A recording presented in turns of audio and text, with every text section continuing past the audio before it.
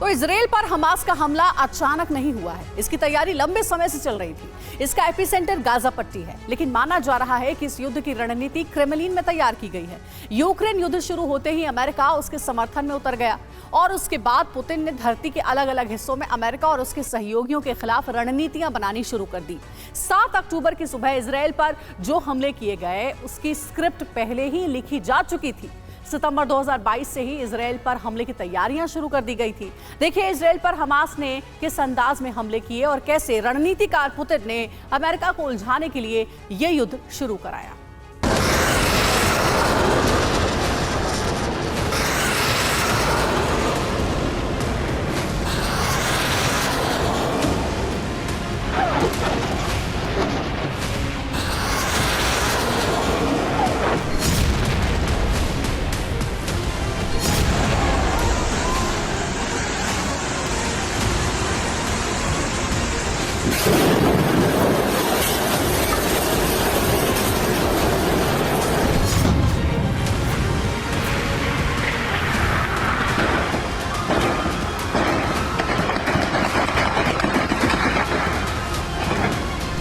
Israel पर इससे पहले हमास ने इतना बड़ा हमला नहीं किया।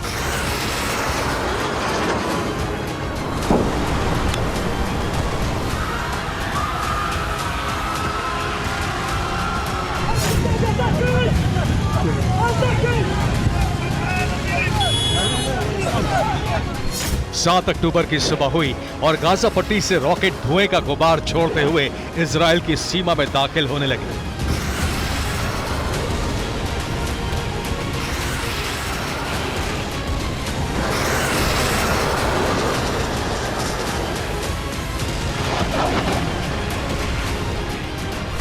इजराइल द्वारा प्रतिबंधित आतंकी संगठन हमास ने ताबड़तोड़ रॉकेट बरसाने शुरू कर दिए।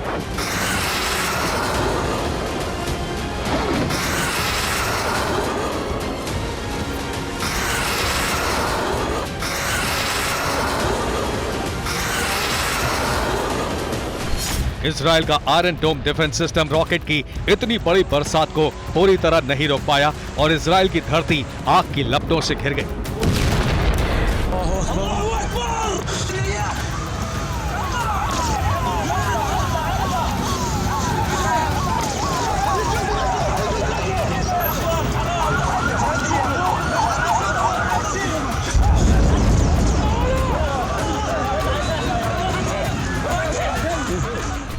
रॉकेट की बरसात के साथ ही हमास के हथियारबंद लड़ाके इजराइल का सबसे सुरक्षित बॉर्डर तोड़कर शहरों पर हमले करने के लिए घुस गए।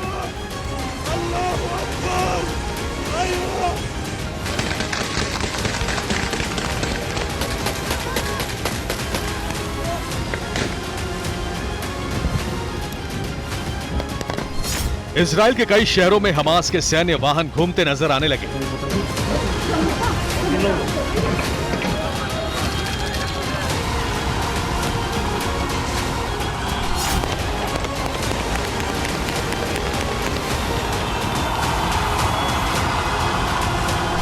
गोलियों की आवाज से दक्षिणी इजराइल में आतंक फैल गया।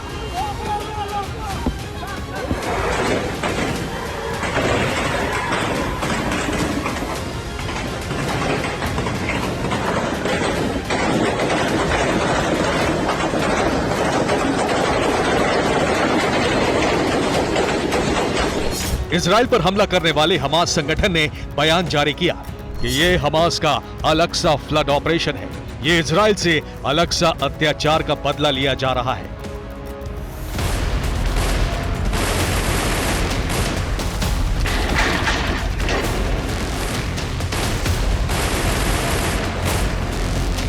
हमास ने इजराइल के अंदर घुसपैठ के लिए मोटराइज्ड पैराग्लाइडर का भी इस्तेमाल किया।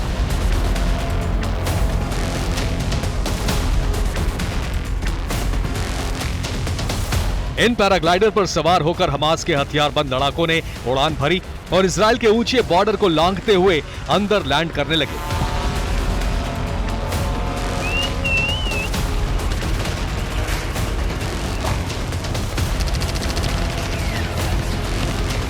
इजराइल में लैंड करते ही हमास ने गोलीबारी का तूफान चालू कर दिया।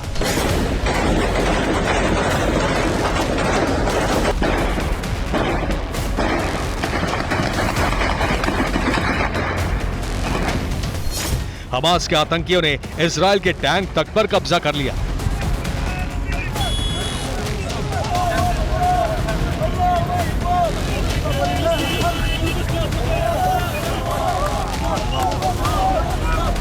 हमास के हथियारबंद आतंकियों ने टैंक दस्ते के एक जवान को घसीटकर बाहर निकाला और हत्या कर दी।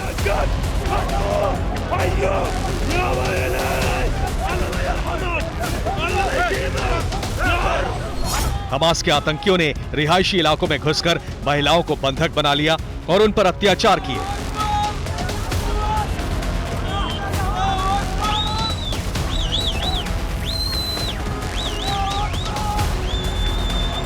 हमास ने प्रचंड प्रहार करते हुए इजराइल के कई क्षेत्रों पर कब्जा कर लिया।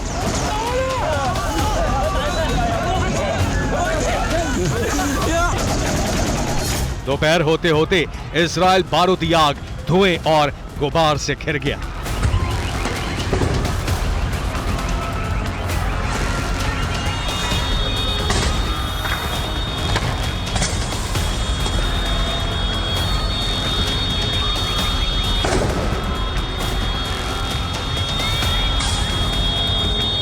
हमास ने दक्षिणी इजराइल के अराद, अशदोद, अश्कलोन, बेशरबा, डिमोना शहरों पर हमले किए और उत्तरी इजराइल के शहर शाफेत, एकरी, नासरत, आफुला और नहरिया पर हमला करके बड़े इलाके पर कब्जा कर लिया।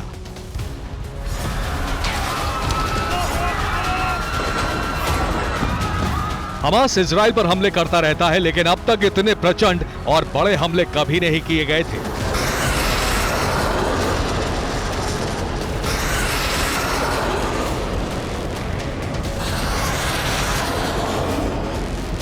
इन हमलों को एक प्रोफेशनल आर्मी की तरह डिजाइन किया गया और एक के बाद एक ऑपरेशन को अंजाम दिया गया।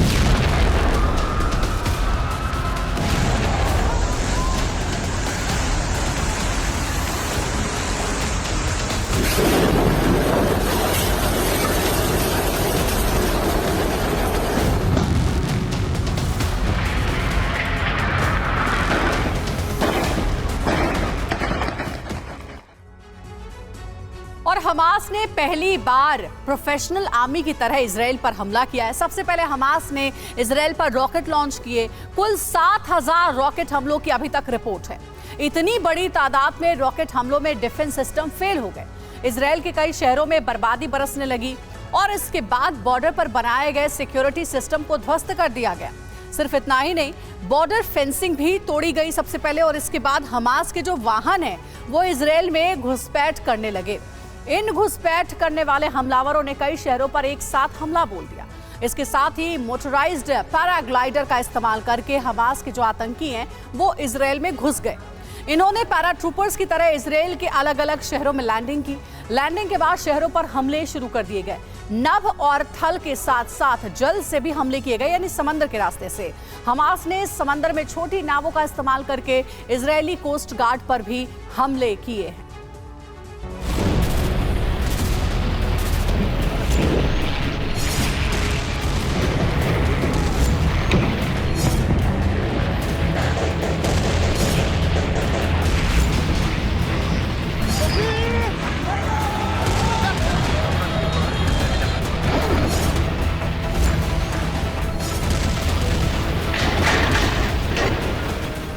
हमलों से इतना साफ है कि इजराइल के पूरे सुरक्षा सिस्टम को ध्वस्त करने के लिए लंबे समय तक सिस्टम को समझा गया, रेकी की गई और फिर हमले किए गए।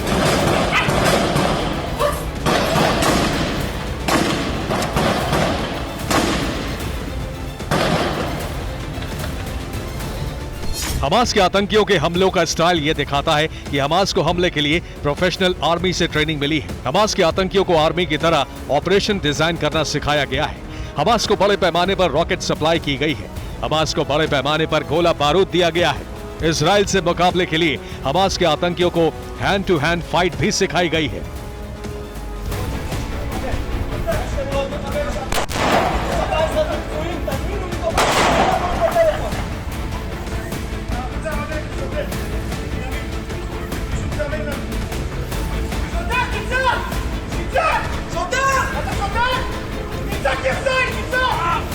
इजराइल पर इतने बड़े हमले हुए, लेकिन इजराइल इंटेलिजेंस को इसकी भनक तक नहीं लगी।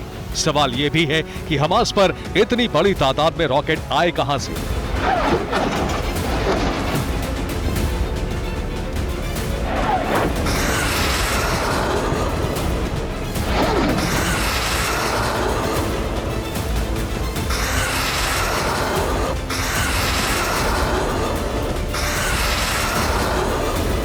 माना यह जा रहा है कि इजराइल पर हमलों के लिए हथियार ईरान से सप्लाई किए गए थे। खुफिया खबर है कि रूस के इशारे पर ईरान ने इजराइल पर हमले का बंदोबस्त किया।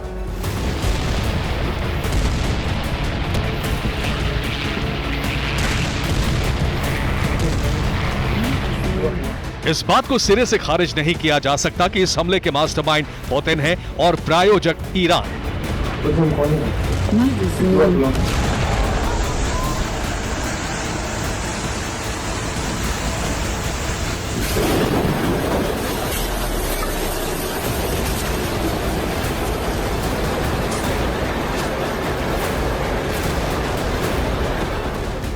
क्योंकि यूक्रेन को मदद के बदले पुतिन यूएस को सबक सिखाना चाहते हैं। यूएस को झटका देने के लिए सहयोगी इजराइल पर हमला किया गया। इजराइल पर हमले को रूस यूक्रेन जंग का विस्तार माना जा रहा है। सुपर प्राइम टाइम में टीवी 9 भारतवर्ष ने अपने दर्शकों को बताया था कि इस जंग का विस्तार अब तय है और इसका एपिसेंटर एशिया या अरब बन सकता है।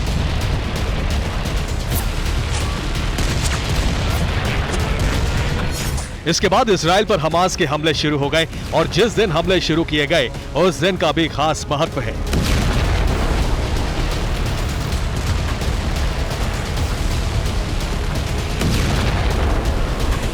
हमले के लिए दिन चुना गया 7 अक्टूबर और इसके पीछे भी सोची समझी रणनीति है।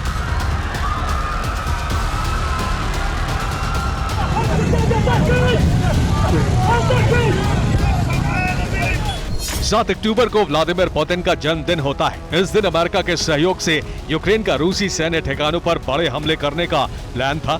7 अक्टूबर को पुतिन ने प्रतिघात करके अमेरिका को चौंका दिया। इससे पहले भी इजराइल पर 7 अक्टूबर 1973 को ही बड़ा हमला हुआ था। इजराइल के खिलाफ 7 अक्टूबर 1973 को यौम किप्पुर के दिन इजराइल के खिलाफ युद्ध शुरू हुआ था। अरब फोर्सेस ने 7 अक्टूबर 1973 को इजराइल पर हमला किया था।